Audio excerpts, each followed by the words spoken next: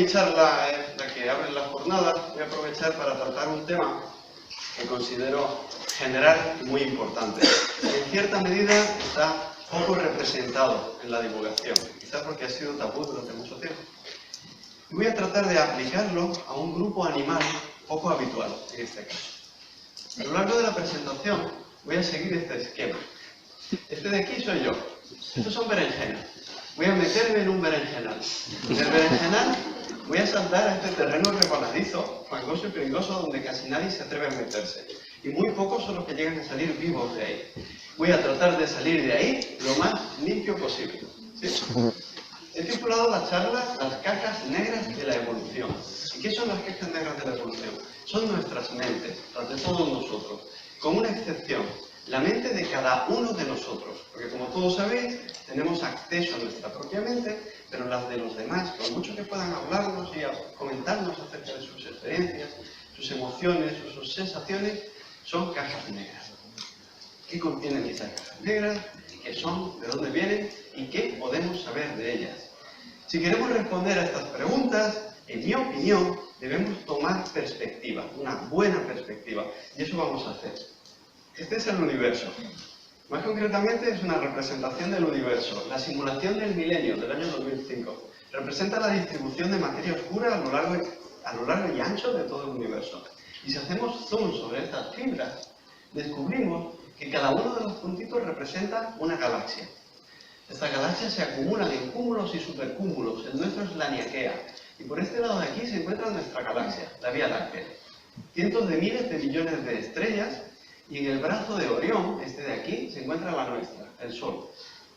Sobre la superficie del tercer planeta rocoso de esta estrella, crece un fenómeno físico-químico al que llamamos vida, y del cual formamos parte. Cada uno de los organismos vivos que forman parte de este proceso es más complejo que cualquier otro objeto que conozcamos en el universo. ¿Qué significa ser más complejo? Significa, en este caso, contener más información. ¿Qué es la información? Luego lo vamos a ver. ¿Por qué son tan complejos? Debido a la evolución biológica. Aunque la evolución no contiene la complejidad en su algoritmo, el hecho de que se dé sobre sistemas físicos que arrastran una historia evolutiva hace que con el paso de las generaciones en estas poblaciones de organismos, de forma secundaria, algunas de estas poblaciones vean incrementada su información, su complejidad. ¿Cómo se adaptan los organismos comportamentalmente al entorno? Tienen varias formas. Pueden hacerlo poblacionalmente por medio de la selección natural. Y la selección natural dará lugar a comportamientos rígidos, instintivos, como se suele decir, o dará lugar a la posibilidad de que algunos de estos organismos puedan adaptarse de forma flexible al entorno. Una adaptación flexible al entorno requiere una evaluación constante del medio. ¿Sí? La capacidad que tiene un organismo para resolver problemas novedosos a lo largo de su vida de forma flexible es lo que de forma laxa solemos llamar inteligencia. ¿De dónde proviene esta habilidad para adaptarse flexiblemente al entorno? Pues en muy resumidas cuentas, cuando los animales abandonaron la simetría radial propia de las medusas y comenzaron a ser bilaterales, una parte de su cuerpo entraba antes en contacto con el medio, una parte que causalmente era aquella donde se encontraba su boca.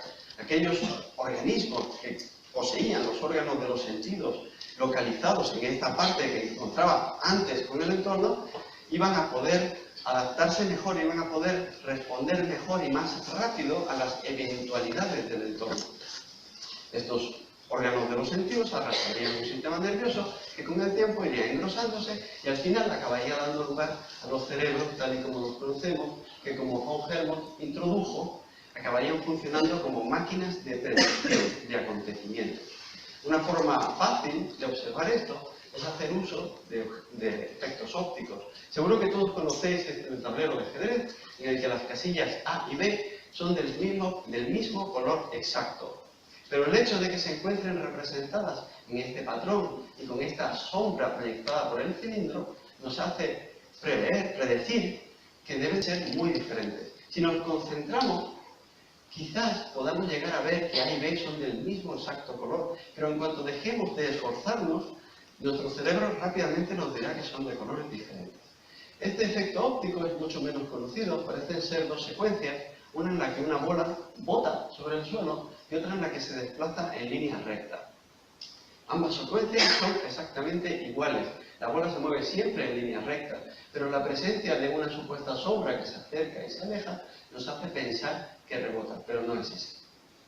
Os he hablado de información para definir la complejidad. No sé si os he dicho que estos órganos de los sentidos aportan información en estos sistemas vivos.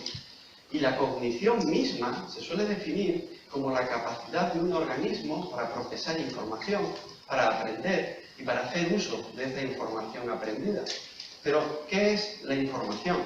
Si pregunto en la calle, probablemente descubra que el concepto de información es muy confuso en la sociedad. Si voy a la calle, la gente probablemente me diga que información es fútbol, asesinatos y las últimas peripecias de nuestra queridísima clase política.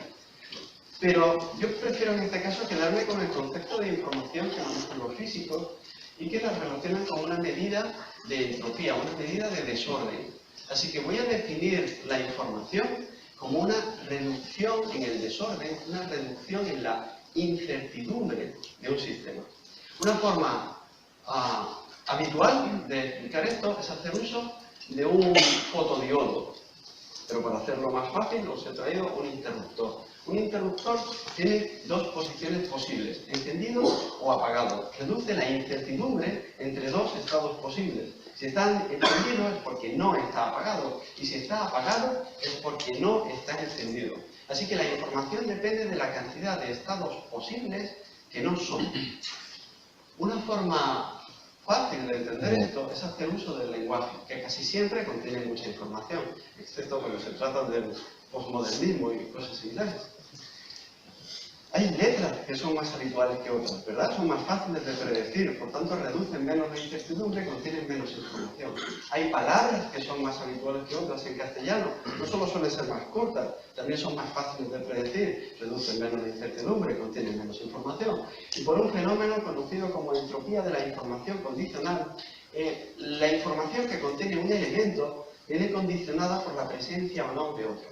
Si os pido que averigüéis, y me vais a tener que perdonar, si os pido que averigüéis qué pone en esta frase oculta y os doy la primera letra, descubriréis que la primera letra contiene muchísima información, pues es muy difícil de averiguar.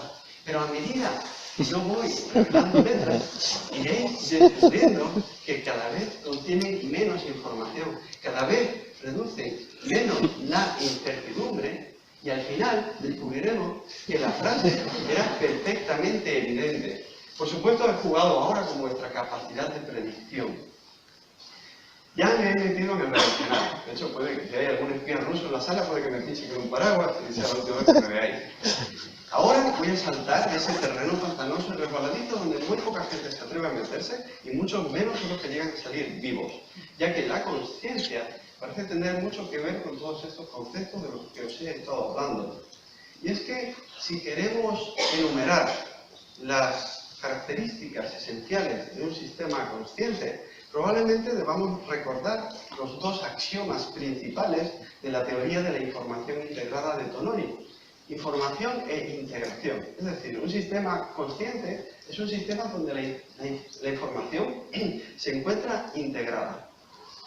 Si bien un interruptor solo reduce la incertidumbre entre dos posibles estados, a medida que añadamos estados posibles a este interruptor, reduciremos la incertidumbre de distintas formas. Cuando observamos una manzana como esta, no solo vemos que es roja en lugar de verde, azul, morada, amarilla, o es grande en lugar de pequeña, o está limpia en lugar de sucia, es jugosa, no jugosa, lleva aquí más o menos tiempo. La experiencia, en definitiva, de observar una manzana será más o menos rica en función de cuánta información tengamos integrada a dicha experiencia. También creo que deberíamos tener en cuenta que dicha información debe ser accesible. Si el procesado de esta información se da en una región cerebral completamente aislada del resto, es muy poco probable que experimentemos de forma subjetiva ese acontecimiento. Tiene que estar disponible en lo que Dehaene llama el espacio global de trabajo. Probablemente todos os habéis dado cuenta de que este GIF se mueve de forma constante. Cuando lo habéis descubierto, en vuestro cerebro se ha iniciado una cascada de acontecimientos que normalmente se representa con la famosa onda P300. A medida que el GIF continúe moviéndose igual durante un rato, iréis perdiendo el interés en él y poco a poco va a dejar de ocupar espacio en vuestra experiencia subjetiva. Otro aspecto, un tercer aspecto a tener en cuenta es cierto feedback entre la información que nos aportan los sentidos y lo que esperamos de ella. Pues parece ser que nuestra percepción es una ilusión en constante contraste con la información que nos aportan los sentidos. Si yo os enseño este cuadro con verduras, hasta que no le dé la vuelta, probablemente no os deis cuenta de que se trata del jardinero de Archimboldo. Y a partir de ese momento, os va a costar mucho trabajo no dejar de ver una cara en él. Eso tiene que ver con el concepto de cerebro bayesiano. El hecho de que la información que nos aportan los sentidos debe ser contrastada con lo que esperamos de ella. Y el resultado, la percepción, siempre se suele encontrar en un punto intermedio. También tiene que ver con eso que os he contado, que llevan los cerebros haciendo desde el principio de los tiempos, que es predecir información. Normalmente suele decirse que el cerebro funciona como una máquina de procesar información, pero quizás sería mucho más acertado definirlo como una máquina que predice y contrasta información. Este concepto nos ayudaría a entender quizás por qué parece ser que la amígdala no es suficiente para experimentar miedo, o la corteza visual para experimentar la visión. En ambos casos hace falta la corteza prefrontal para que se dé este feedback. También podría darnos pistas acerca de fenómenos tan exóticos como el síndrome de Capra o el de Kotar, por el cual cuando una persona no experimenta las emociones que espera experimentar al observar la cara de un ser querido o la suya propia, llega a pensar que uno de sus seres queridos es un impostor o él mismo es un muerto en vida. También podrías llegar a darnos pistas acerca de cómo la cultura puede llegar a modificar nuestra experiencia subjetiva hasta cierto punto. Hay otras teorías que tratan de explicar la conciencia y están muy cerca, están orbitando alrededor de todas estas que os he contado. Eva Jablonka ha propuesto, y creo que lo va a publicar en un libro, si no es este año será a principios del que viene. Eva Jablonka ha propuesto que la conciencia aparece en la evolución en el momento en el que aparece lo que ella llama el aprendizaje asociativo ilimitado, que no es otra cosa más que la habilidad de adaptarnos flexiblemente al entorno, la capacidad de aprender cosas potencialmente que jamás vamos a llegar a aprender en la vida.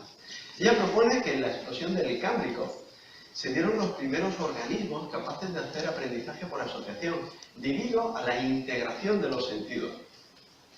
Aquellos comportamientos aprendidos por estos organismos serían integrados en la herencia por medio del efecto Baldwin, y debido a la competencia evolutiva acabarían apareciendo los primeros organismos capaces de aprendizaje asociativo ilimitado. Estas teorías que os he traído orbitan todas muy alrededor de otras, son muy parecidas y todas ellas nos aportan, o se apoyan directamente unas encima de otras, todas ellas nos aportan cierto poder predictivo a la hora de determinar dónde podríamos encontrar conciencia, en qué seres vivos e incluso a partir de qué momento en la historia evolutiva podríamos esperar que existiese conciencia tal y como la conocemos. Ahora voy a hablaros de algunos casos animales con comportamiento flexible, complejo, en los que no habríamos esperado dichos comportamientos hasta hace muy poquito tiempo. Quizás la gran revolución en cuanto a la cognición animal ahora mismo se esté dando en el terreno de las aves. Hace ya algunos años se revisionó la nomenclatura dedicada a las áreas cerebrales de las aves y desde entonces sabemos que una gran proporción de sus cerebros está dedicada a comportamientos complejos y no meramente instintivos, automáticos, como se pensaba poquito antes. Hace aún mucho menos tiempo se ha visto que la densidad neuronal del cerebro de las aves, especialmente en los citácidos y los córvidos, los loros y los cuervos, es mucho mayor que la nuestra. Y cuando digo la nuestra me refiero a los mamíferos, los primates y por supuesto a nosotros, los seres humanos. También se ha visto que la proporción de neuronas dedicada a estos comportamientos complejos es mucho mayor en estas aves. Quizás la primera gran sorpresa en lo que respecta a la cognición en aves vino de la mano de Eileen Piperberg y su experimento llamado ALEX. Era uno de esos experimentos muy ingenuos y valientes, por decirlo de alguna forma, de los años 70, en los que se trataba de enseñar a hablar a otros animales. Pero a diferencia de muchos otros, con primates, ALEX salió medianamente bien. Y esto creo que se debe a tres factores principales. Uno, el más evidente, es la capacidad que tienen los loros de imitar sonidos. Dos, es su gran interés en aprender los sonidos de los miembros de su grupo. Y tres, el hecho de que Eileen Piperberg utilizó un método llamado modelo rival, específicamente diseñado o adaptado para enseñar el lenguaje a un animal. No se limitó al mero condicionamiento propio de la época. Alex aprendió muchísimas cosas y podía responder a preguntas acerca de la naturaleza o la relación física entre objetos. Si le preguntábamos respecto a esta bandeja, podíamos preguntarle cuántos cubos de color rojo había en ella, o de qué color son los cubos dobles. Podíamos preguntarle acerca de qué objeto era diferente entre varios, y Alex podía responder en forma, en color, en tamaño, incluso en material. Sabemos que Alex hacía predicciones visuales muy similares a las nuestras, pues caían efectos ópticos en los que caemos nosotros. Y aunque Alex no podemos decir que hablase inglés, sí que aprendió muchísimas palabras, llegando a demostrar ser capaz de establecer categorías, hacer uso de conceptos abstractos e incluso inventó sus propias palabras. Este es uno de mis casos preferidos, en el que, nunca aprendió la palabra para la manzana, nunca supo lo que era una manzana, hasta aquel día en el que cuando la vio, la llamó Bannery, una mezcla entre banana y cherry.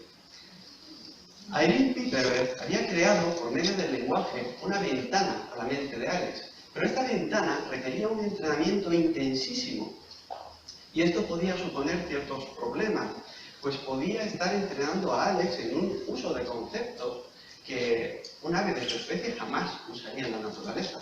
Un ejemplo de esto puede ser el trabajo de Louis Hermann con los delfines Akeakamai y Fénix. Louis Hermann, entre otras muchas cosas, demostró en los años 90 que los delfines son capaces de entender la sintaxis, es decir, el orden de los componentes de una frase determina el significado global de la frase o el sentido de la frase. Pero, desde entonces, no tenemos evidencia ninguna, o casi ninguna, de que los delfines puedan utilizar algo parecido a la sintaxis en la naturaleza. Así que no sabíamos si Eileen Piperberg había creado un monstruo con Alex, o simplemente estaba poniendo en evidencia las características normales de un animal de su especie. Por supuesto, ha pasado mucho tiempo desde entonces, ha llovido muchísimo, especialmente en Bilbao, y ahora tenemos cada vez más claro que aquellas características cognitivas de Alex eran las que esperaríamos en un animal de su especie. Si nos agarramos, por ejemplo, a ese uso de conceptos abstractos como igual o diferente y lo buscamos, encontraremos que hasta los patitos recién nacidos son capaces de hacer uso de estos conceptos. Este grupo de investigadores de Oxford utilizó patitos recién nacidos. Como sabéis, cuando salen de huevo tienen 15 minutos de impronta. Esa fase en la que aquello que vean van a seguirlo como si fuese su madre.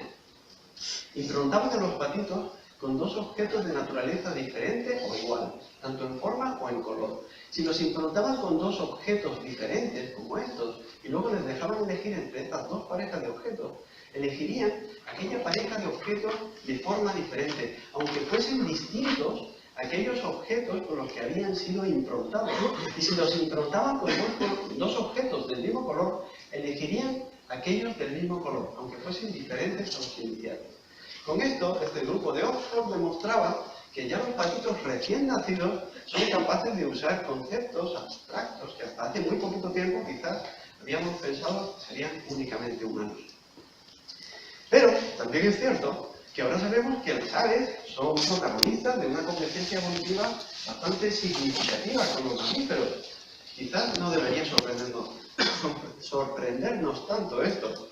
¿Qué ocurre si seguimos agarrados a este uso de conceptos abstractos, como igual o diferente, y seguimos mirando la naturaleza? Pues tenemos que llegar hasta aquí, por lo menos. En este experimento se hizo pasar abejas por este patrón, o un patrón como este, a una estructura con forma de Y. Dentro encontrarían otro patrón igual o uno diferente. A un grupo de abejas las entrenaron para encontrar un premio en aquel punto donde el patrón era igual al inicial. Y a otras abejas las entrenaron para encontrar un premio, azúcar, donde era diferente. Cuando las abejas aprendieron esto, cambiaron la naturaleza de los patrones y se habían estado empleando colores, como aquí, pasaron a utilizar rayas, horizontales o verticales. Y si las habían entrenado originalmente con rayas como estas, pasaron a utilizar colores. ¿Sí? Las abejas fueron capaces de, demostraron ser capaces de usar conceptos abstractos como igual o diferente, a tal nivel que una vez habían superado esto, cambiaron los patrones visuales por patrones olfativos y las abejas superaron la prueba igualmente, quizás demostrando tener cierta integración entre sus sentidos. Esto se hizo en 2001, pero el diseño fue tan bueno que se utilizó en 2013 para poner a prueba la existencia de memoria episódica en abejas, algo que tradicionalmente se suele relacionar mucho con la conciencia. Es la memoria del saber el qué, el cuándo y el dónde. Se utilizaron 3 estructuras parecidas a esta, colocadas en distintos lugares, que daban los premios a distintas horas del día. Y las abejas superaron perfectamente la prueba, demostrando tener algo al menos muy parecido a nuestra memoria episódica.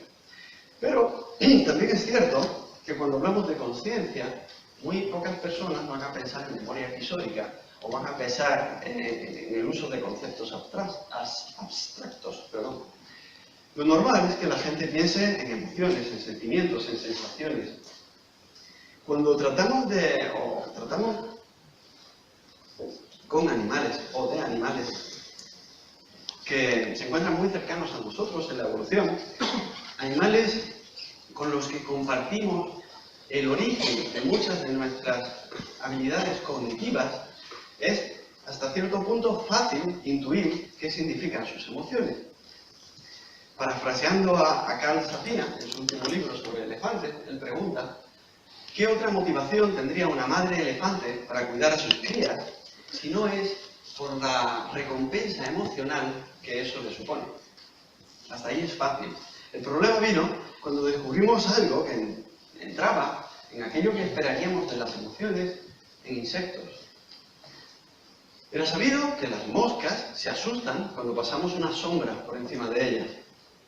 Eso podía ser una respuesta meramente automática, directa, o podía ser algo parecido a nuestras emociones. En 2015 se puso a prueba, y con esta estructura que pasaba de forma mecánica por encima de las moscas, se vio no solamente que su respuesta es bastante flexible a la forma en la que se las asustaba, sino que además tardaban mucho en recuperar la normalidad, tardaban en poder acercarse al alimento que les dejaban.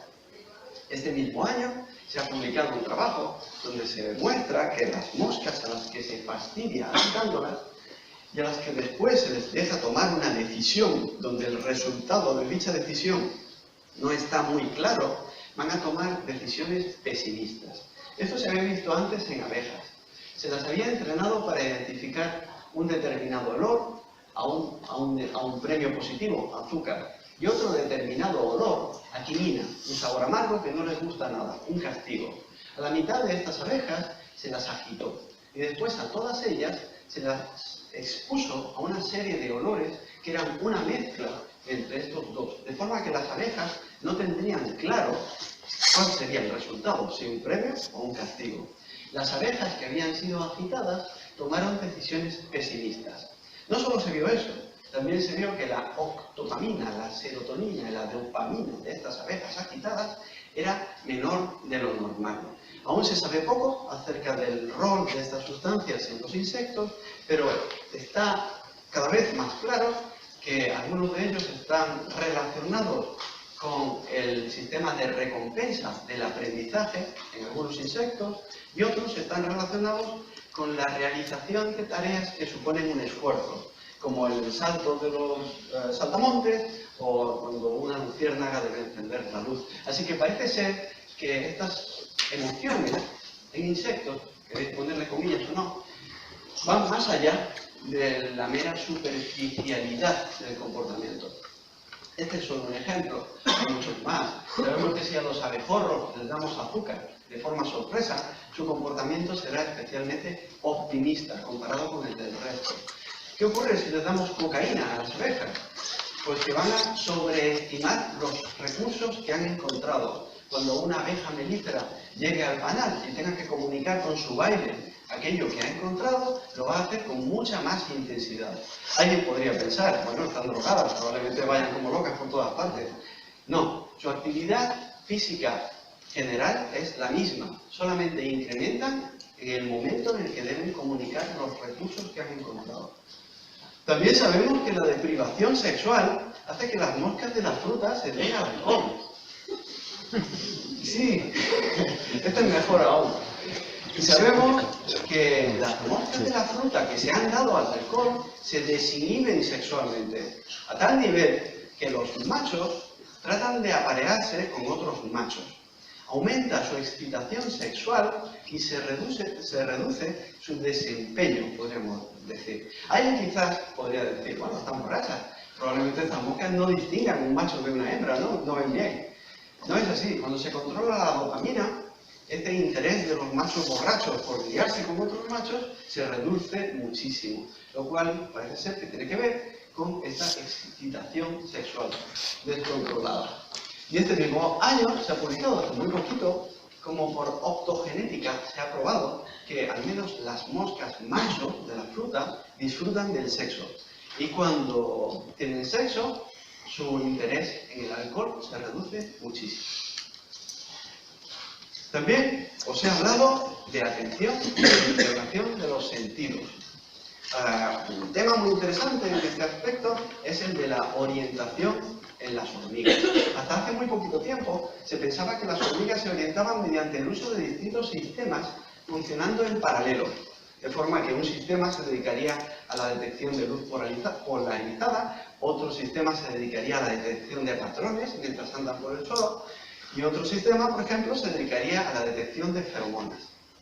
Bien, pues hace muy poquito tiempo que se ha visto que estas hormigas sí que son capaces de integrar la información de estos distintos sistemas. ¿Cómo se ha visto? Pues cuando estas hormigas del desierto salen del hormiguero, tienen que memorizar los patrones que observan en el terreno. Y cuando dan la vuelta, ven esos mismos patrones y vuelven perfectamente por donde han venido. Pero ¿qué ocurre cuando encuentran un alimento enorme, de esos que tienen que arrastrar marcha atrás y no pueden ver el camino por el que han andado? Pues que cometen errores. Cuando las hormigas arrastran un alimento así, cometen errores de orientación. Y se ha visto que cada cierto tiempo las hormigas sueltan el alimento, se dan la vuelta, otean el terreno, vuelven, lo recogen, lo reorientan y continúan por el camino correcto. Para hacer esto, las hormigas necesitan tener una memoria a largo plazo del camino original que habían memorizado. Necesitan tener una memoria a corto plazo de aquello que acaban de otear, aquello que acaban de reestructurar en su cabeza. Y necesitan recordar también dónde dejaron el alimento enorme. Del mismo modo, deben ser capaces de transferir una idea egocéntrica del mundo a una idea o una visión, como llaman los investigadores, holonómica. Una visión donde ellas se encuentran integradas en un entorno y a partir del cual se desplazan. ¿Por qué? Porque cuando arrastran este alimento, lo reajustan una vez que están andando hacia atrás, de lado o torcidas.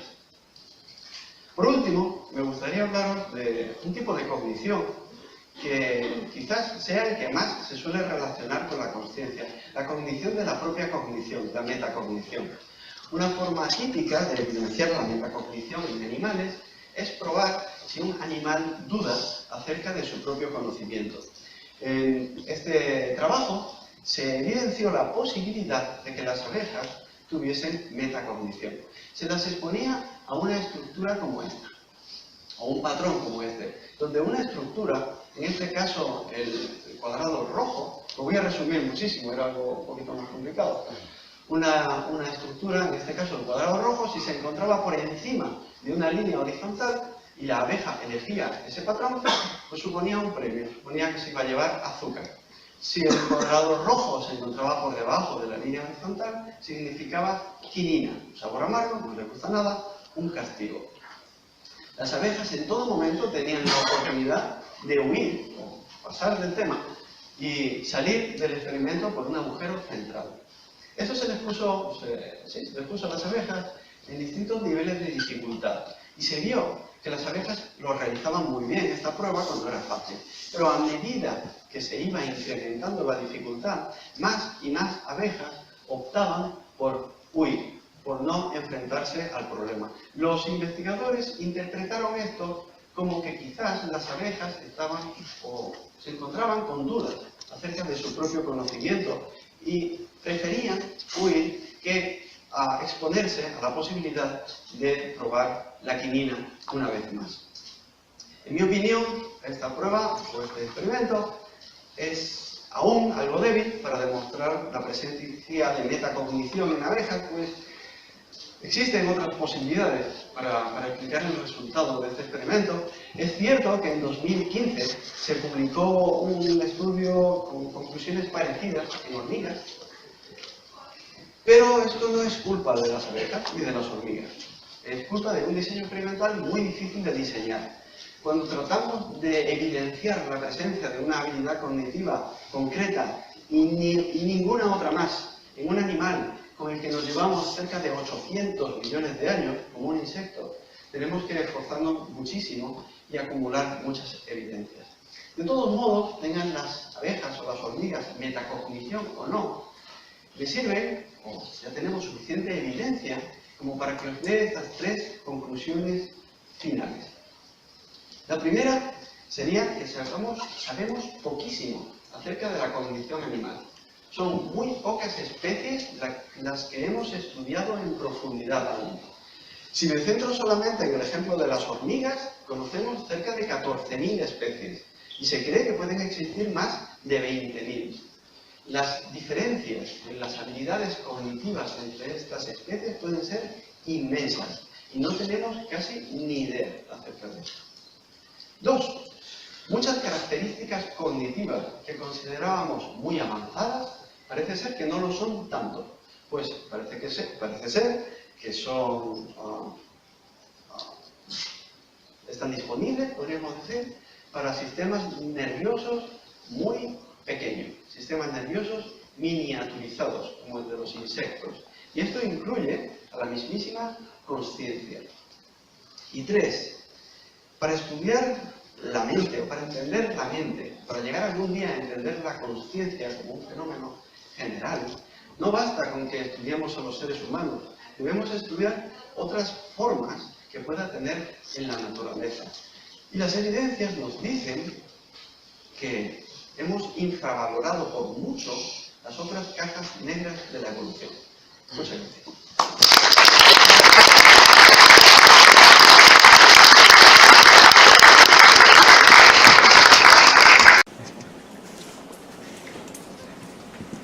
Sin palabras, Tai.